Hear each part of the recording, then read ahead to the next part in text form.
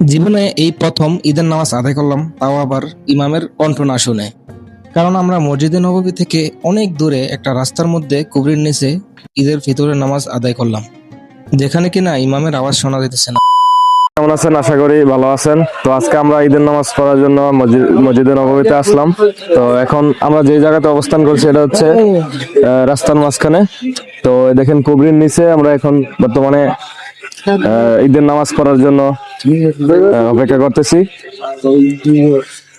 তো এত পরিমাণ মানুষ হয়েছে যে আমরা রাস্তার মধ্যে ঈদের নামাজ আদায় করার জন্য সবাই বসে আছি। এত মানুষ, দেখেন হাজার হাজার মানুষ কুবরির নিচে রাস্তার মধ্যে নামাজ পড়তেছে। তো আমরা এখন বর্তমানে মদিনাতুল মুনাওয়ারাতে আছি, একদম এরিয়ার বাইরে। আমার লাইফে প্রথম দেখা মদিনাতে ঈদের সময় এত মানুষ হয় যে রাস্তার মধ্যে নামাজ পড়তে হয়েছে। একটা অবস্থা গাইস, ইমাম যে আল্লাহু আকবার তাকবীর দিতেছে, তাকবীর শোনা যাইতেছে না, এরকম একটা অবস্থা। দেখেন অনেক দূরে আমরা, হেরাম থেকে অনেক দূরে। এখানে কিছু মানুষ নামাজ পড়তেছে, আবার কিছু মানুষ ঘোরাঘুরি করতেছে, মানে তাকবীরটা শোনা যাইতেছে না ঠিক মতো। তাই কিছু মানুষ নামাজ পড়তেছে, আবার কিছু মানুষ এদিক ওদিক ঘোরাফেরা করতেছে।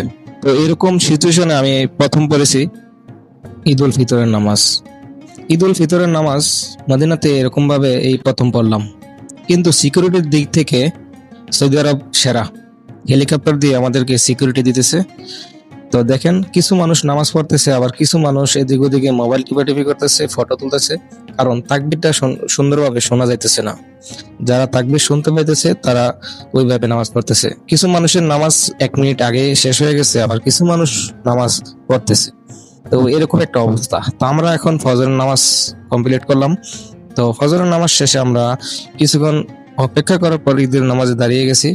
তো ঈদের নামাজ যখন পড়া শুরু করলাম, দেখলাম এক সাইডে সবাই তাকবীর পেতে গেছে, আবার এক সাইডের মানুষ এদিক ওদিক ঘোরাফেরা করতেছে।